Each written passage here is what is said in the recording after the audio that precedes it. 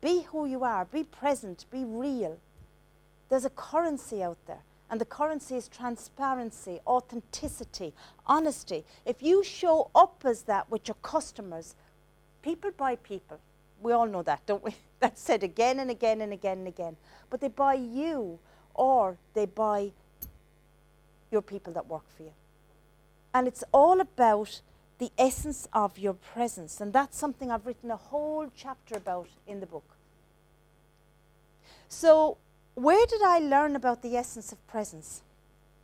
I learned about the essence of presence from quite a few people, but one was Bill Dega in 2005. He was the CEO of MBNA, and MBNA was brought out by Bank of America. And I had the great privilege in my life to work with Bank of America over 3 years as they brought different cultures together, because they realized very quickly that the cultures were very different. They weren't going to work, and they needed to find a new behavior set for both of them to merge. So we traveled a lot. And wherever we traveled, Bill Dega was just always, people loved him. And I was just curious. And one day we were sitting in a canteen. I can't tell you by that stage which canteen and which bank it was, but we were sitting in a canteen. And I remember saying, Bill, what is it that you do? Everybody loves you, they respect you. Now, I know you remember people's names, so I know that you know you're good at that, but what is it? And he said, Molly, have you not noticed? He said, be there. I'm there for people. And that just, in that moment, I just went, that's exactly what he does. No matter who you are, what level you are, be there.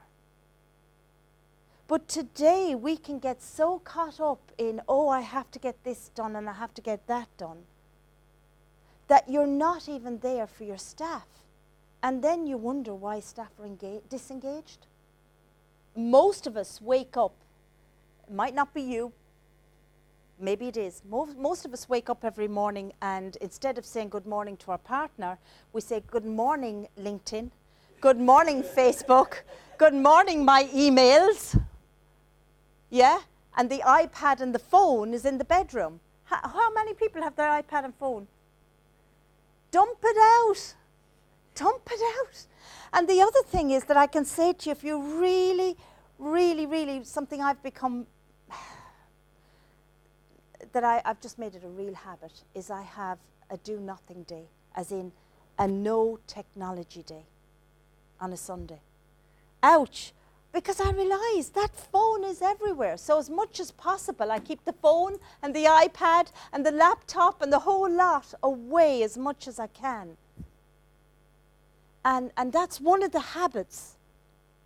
Have a zero device day if you can. I wonder how many of you could even have a zero device day. But look at how much your business will open up. Do you see what I mean? Look at how much the opportunities, how much more creative you will get. I'm going to add another story to the power of presence.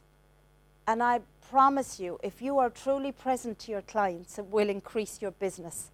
So in 2017, I was asked to go out and work in Uzbekistan. And I'd never been to the stands. And I flew to Tashkent.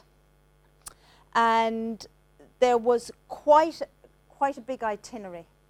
So I was asked to speak in the universities, the colleges, and then I had to speak with the client on the last day.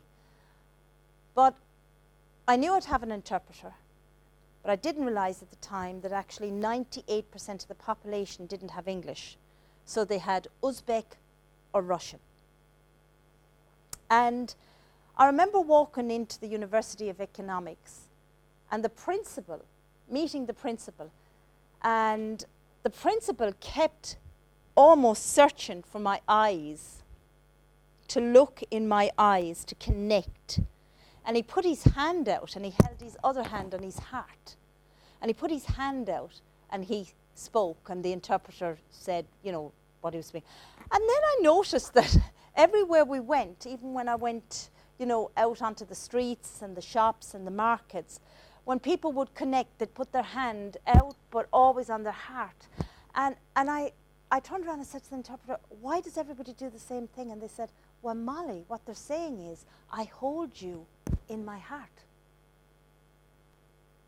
So presence goes beyond words and beyond language and beyond tone. Be present.